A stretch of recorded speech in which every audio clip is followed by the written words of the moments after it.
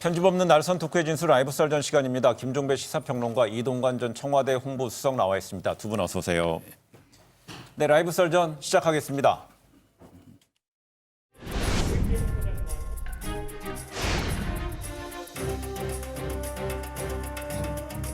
형사소송법 일부 개정 법률안에 대한 수정안은 가결되었음을 선포합니다.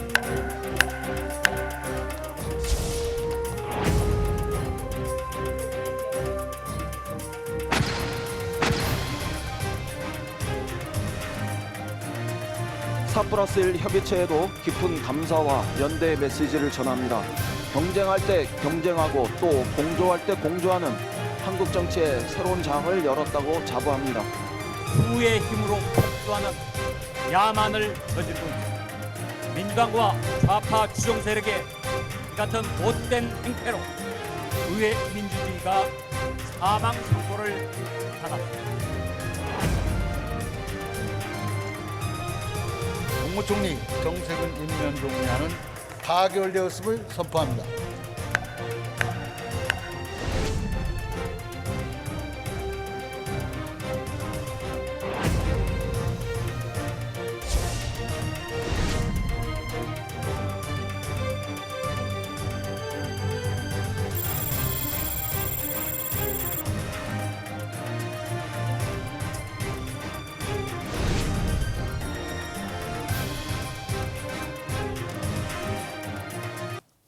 네, 저희가 보면요, 어제 검경 사건 조정안이 이제 법안 통과로 형사사법 절차 좀 크게 변하게 됐습니다. 이제 수사 시작과 끝을 이제 경찰이 담당하면서 시민들 입장에서는 그동안엔 경찰 조사 받고 또 검찰에 가서 또 조사 받고 이렇게 두 번 이렇게 받던 조사가 이제는 꼭 한 번으로 끝날 가능성도 제법 있게 됐다. 이런 부분은 법률 소비자인 우리 시민들 입장에서는 달라지는 어떤 법률 서비스의 상황 아닐까요? 좀 간단히 정리해드리면 경찰이 그 수사를 했는데 결론은 두 가지겠죠. 그러니까 기소 의견으로 검찰이 넘기거나 그러니까 혐의 없음으로 종결 처리를 하거나 이제 여기서 그러니까 그 가지 않는 경우라고 하는 것은 경찰선에서 이제 혐의 없음으로 종결을 했을 경우에 왜냐하면 이제 경찰에게 1차 수사 종결권을 줬기 때문에 특별한 사유가 아니라고 한다면 검찰은 또 그것을 존중하고 그냥 그대로 끝나는 것으로 되어 있기 때문에 다시 뭐 형식 절차를 하더라도 검찰에 가서 다시 조사받고 하는 이런 번거로운 일은 사라지게 된다. 이런 이야기로 정리를 하면 될 것 같고요.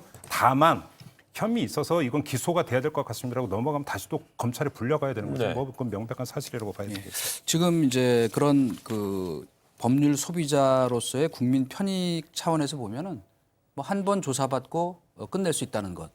그렇기 때문에 이게 뭐 그 법률 전문적인 뭐 그 영역이지만은 검찰의 피의자 신문 조서, 피신 조서라 그러죠. 그 지금까지는 그거의 법률적 효력이 엄중하게 인정돼 있었는데 이제 그것도 이제 없어졌다는 점에서 한 번 조사받고 끝낼 수 있는 상황이 생겼다는 건 매우 바람직한 방향이다. 다만 이제 문제는 뭐냐면 바로 그 저희가 처음부터 얘기했던 신뢰의 문제라고 할 수 있는데 과연 지금 최근에 벌어졌던 여러 가지 그 중요 정치 사건 수사에서 이른바 뭐 드루킹 사건 수사 또 지금 그 김기현 울산시장 그 압수수색했던 지금 뭐 이런 뭐 지금 요새 얘기하는 하명 수사, 그다음에 뭐 버닝썬 관련 수사, 그다음에 그 유명한 윤규근 총경 관련된 수사 이런 것들이 경찰이 수사해서 사실은 매우 부실한 거를 검찰이 다시 가져다가 지금 말하자면 이제 뭐 전국 이슈로까지 지금 번져가고 있는 이런 상황을 놓고 볼 때 과연 그 경찰이 수사를 종결한 거를 이제는 현실적으로 검찰이 다시 재수사 지시를 하거나 가져다가 기소하기가 상당히 어렵게 됐거든요. 과연 그 부분의 신뢰를 앞으로 어떻게 담보해 갈 것인가는 굉장히 중요한 과제고요.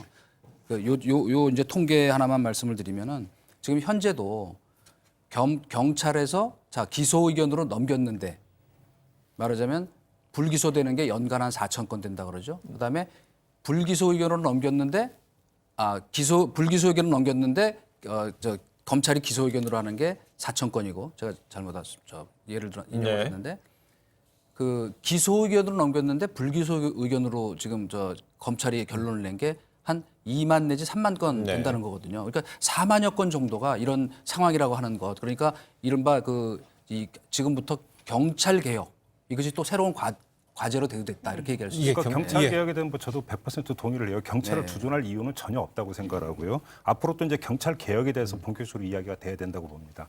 다만 우리가 이제 분명히 해야 되는 것은 1차 수소 정결권이 경찰이 넘어가기 때문에 부실 수사가 많아질 것이다. 문제가 형편없어질 것이다라고 하는 등식은 사실은 아주 위험한 등식일 수가 있다. 예를 들어서 지금 다시 되고 있는 화성 사건만 놓고 보죠. 그러면서 뭐 경찰의 부실 수사를 이야기를 하고 있어요. 근데 저는 여기서 한번 반문을 해보고 싶은 게 이때 그러면 검찰은 수사 지휘권이 없었느냐? 수사 종결권은 누가 갖고 있었죠? 검찰이 갖고 있었단 말이에요. 그런데도 그런 일이 벌어졌고 아직은 물론 확정을 할 수 있지만 검찰과 경찰의 결탁 뭐 의혹까지 나오고 네. 있는 상황이기 때문에 검찰이 수사 종결권을 행사를 한다고 해서 부실 수사가 줄어든다라고 하는 것들도 어찌 보면 너무 그 섣부른 등식일 수가 있다. 그다음에 하나 조금 전에 이제 숫자를 말씀하셨으니까 정량적인 게 아니라 지금 그 비율로 따지면 결국은 그 불기소 의견으로 경찰이 검찰에 넘겼는데 기소가 됐던 것이 비율로 따지면 1%도 되지 않는다고 네. 하는 거니까 그 자체가 경찰의 어떤 그 이 수사 역량이 떨어지고 그래서 부실 수사가 많아질 거다라는 등식까지는 가지 않는다. 요즘 좀 확인해야 될 것 그래서 같습니다. 이제 보면 경찰이 1차 수사 종결권을 갖게 됐지만은 그렇다고 해서 이제 뭐 검찰이 두 손 놓고 있는 건 아니지 않습니까? 기존에는 그 경찰이 불송치한 사건에 대해서 60일 동안 검토를 해서 다시 사건을 이제 재수사를 요청하는 것이 거기서 이제 30일이 더 더해져서 90일 동안의 사건을 충분히 보고 다시 이제 사건의 재수사를 요청할 수 있는데 단 이제 그게 뭐 기록만을 통해서 뭐 일부 주요 증거만을 통해서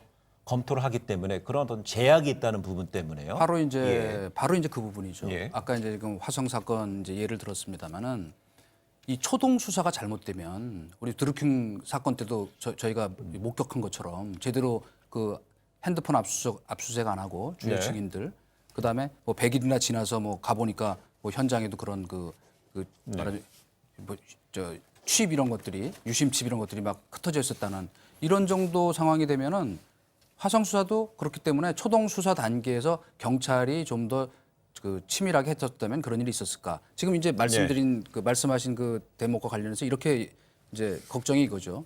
자, 말하자면 이제 불기소 의견으로 송치를 했는데 검찰이 보니까 문제가 있어요. 근데 만약에 재수사라 그래도 경찰이 다시 뭐 특별히 우리가 검토해 보니까 문제가 없다 그러면 그거를 다시 강압할 수 있는 장치가 지금 없어졌거든요. 그래서 더구나 이제 여기도 한 가지 저희가 더 중요한 건 뭐냐면 검찰은 2,000명인데 경찰은 수사 인력만 2만 명입니다. 네. 그러니까 저는 자칫하면 어떤 일이 생기냐면 아까도 우리가 국민 편익을 얘기하고 국민 인권을 얘기했는데 수사 총량이 늘어나요. 왜? 현재도 98%를 그 경찰이 수사를 한다고. 검찰이 하는 건 2%밖에 안 돼요. 네. 전체 저 수사 사건에. 그러면 지금 제일 이거 좀 불편한 짓인데 제일 지금 겁먹고 있는 사람들이 누군지 아세요? 밑바닥에서? 중소기업하는 사람들이에요. 만약에 경찰이 과거에는 경찰이 기업 범죄를 그러니까 뭐 큰 거 말고 예. 그러니까 일상적인 무슨 뭐 체불 같은 거 넘겨둔다든지 이런 것들에 대해서 주로 아주 큰 뭐 횡령이나 이런 고발이 들어오면 검찰이 하지만 지금도 그렇게 하게 돼 있죠. 네. 그런데 그렇지 않은 경우에 일상적인 소소한 것들을 핑계로 해서 이 기업들을 경찰이 괴롭히면 어떡하나 하는 것들을 지금 저도 많이 들었어요. 그런 예. 것들 때문에. 경찰 그 입장에서는 예, 아니에요. 그건 좀 그러니까- 얘기 한번 해보시고요. 예, 예, 예.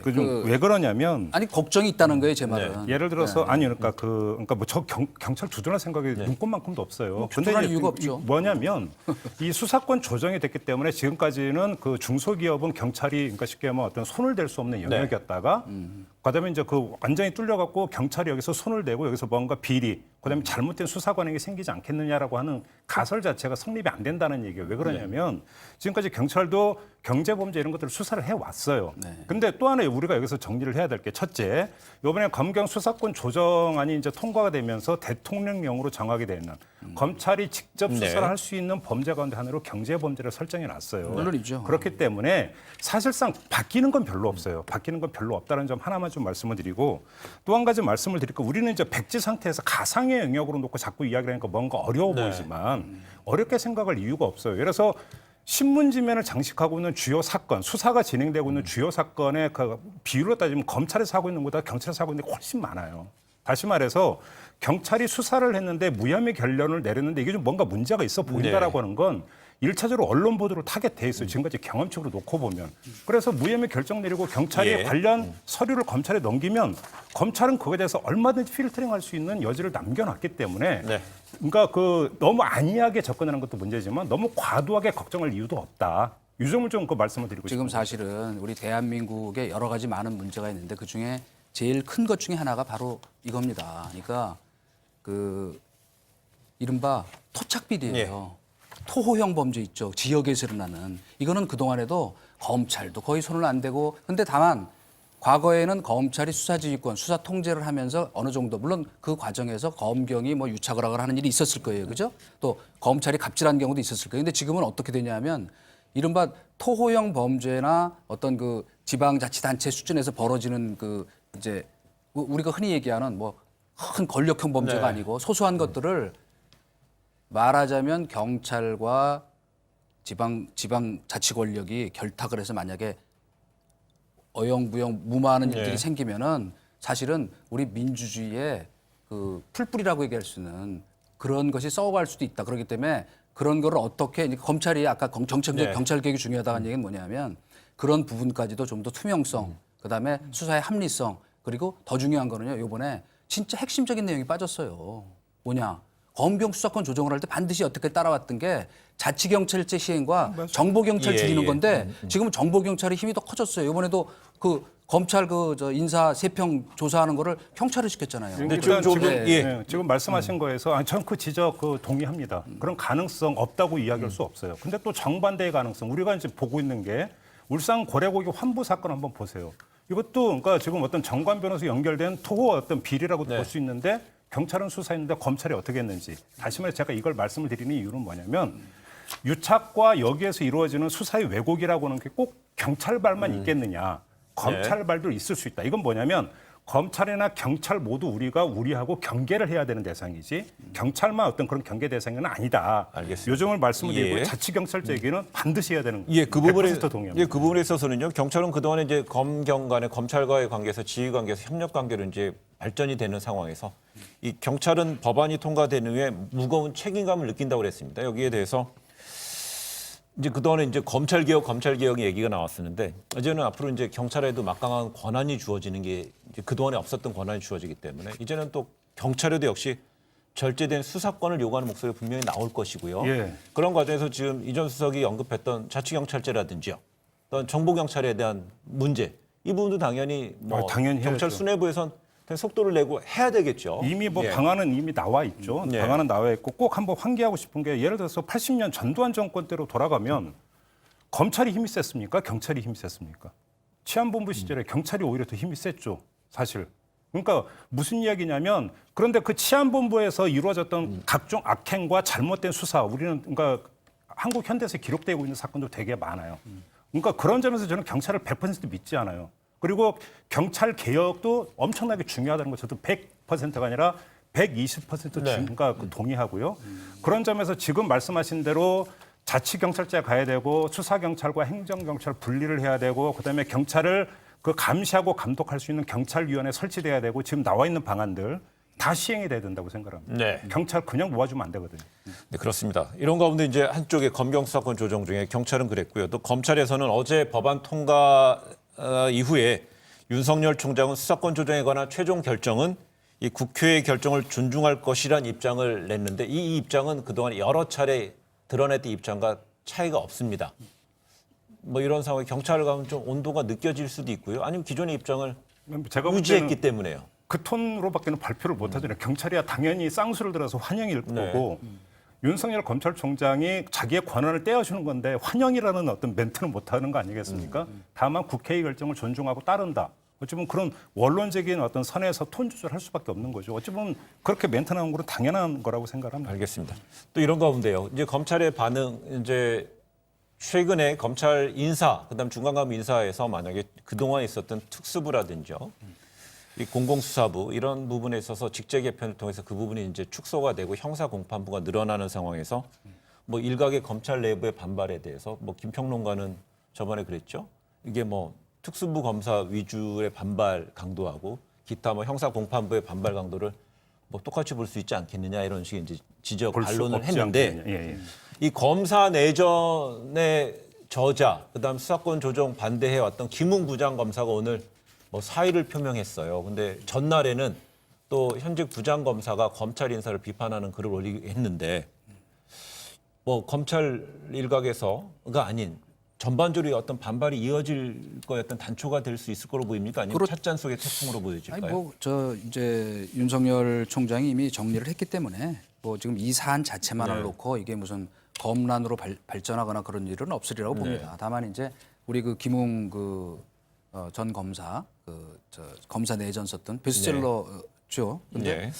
그 거대한 사기극이다 이렇게 얘기했던 그 핵심은 뭐냐면 저는 이거라고 봐요. 아주 간단한 질문을 던지면 검찰 국가가 위험해, 경찰 국가가 위험해 그러면 경찰 국가가 훨씬 위험합니다. 왜?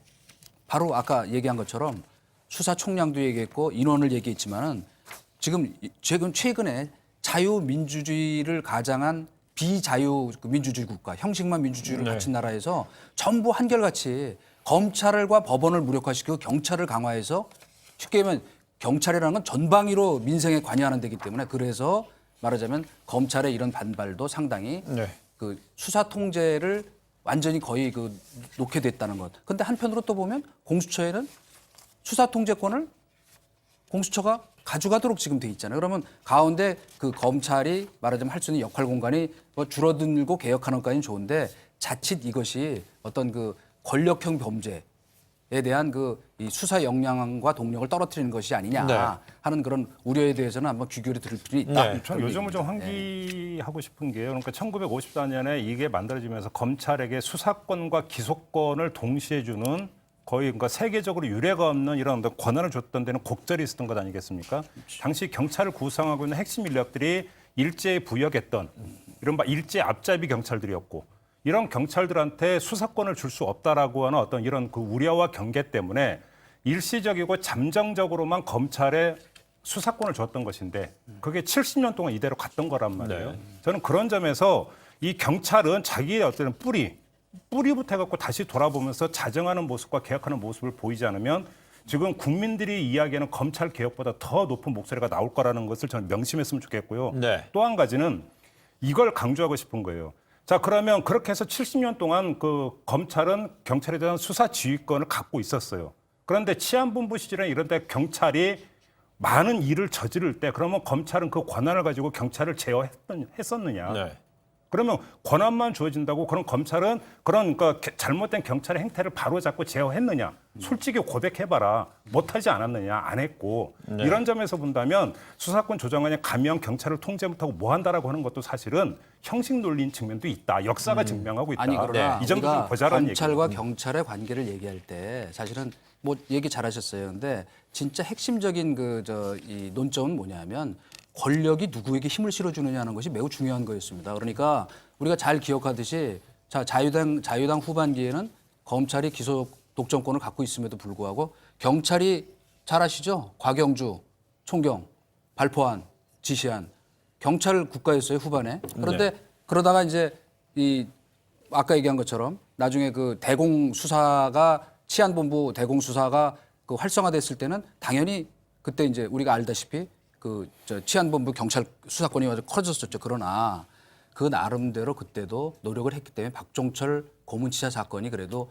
세상에 드러난 거는 검찰의 어쨌건 견제 때문이었어요. 그 화장하겠다는 거 못하게 하고 저 부검하라 그리고 했던 그건 검찰이 수사 지휘한 거거든요. 그러니까 그렇게 일방적으로 한쪽 예만 들면 안 된다. 저는 그렇게 생각해요. 그러니까 제가 얘기하는 건 이거예요.